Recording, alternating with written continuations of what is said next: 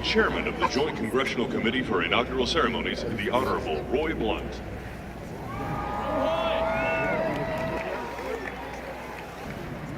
Thank you all. If you have a seat, you can sit down. Mr. President, Mr. Vice President, Mr. President-elect, Mr. Vice President-elect, ladies and gentlemen, welcome to the inauguration of the 45th President of the United States of America.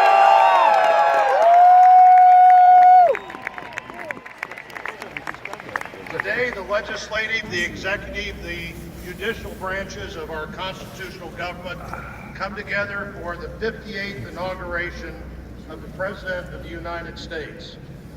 Millions of people all over the world will watch and will listen to this event. 36 years ago at his first inauguration, it was also the first inauguration on this side of the Capitol, President Ronald Reagan said that what we do here is both commonplace and miraculous.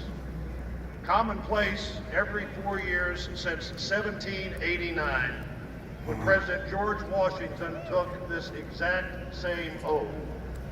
Miraculous because we've done it every 4 years since 1789, and the example it sets for democracies everywhere. Washington believed the inauguration of the second president would be more important than the inauguration of the first. Many people had taken control of the government up until then, but few people had ever turned that control willingly over to anyone else.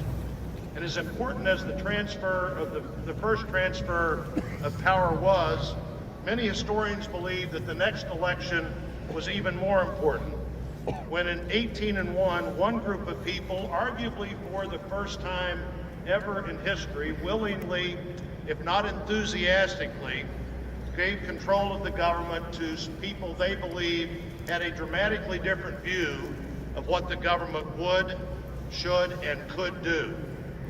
After that election that actually discovered a flaw in the Constitution itself, which was remedied by the 12th Amendment, Thomas Jefferson at that inauguration, beyond the chaos of the election that had just passed, said, "We are all Republicans, we are all Federalists."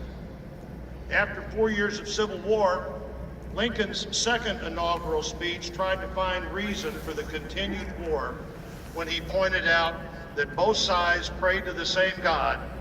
He'd earlier written about those fervent prayers that one side must be and both sides may be wrong. But in 1865, he looked to the future, and the memorable moment in that speech was, "With malice toward none and charity for all." In the middle of the Depression, the country was told that the only thing we had to fear was fear itself. And President Kennedy talked about the obligation in democracy to country. The great question that day was, ask what you can do for your country. So we come to this place again, commonplace and miraculous.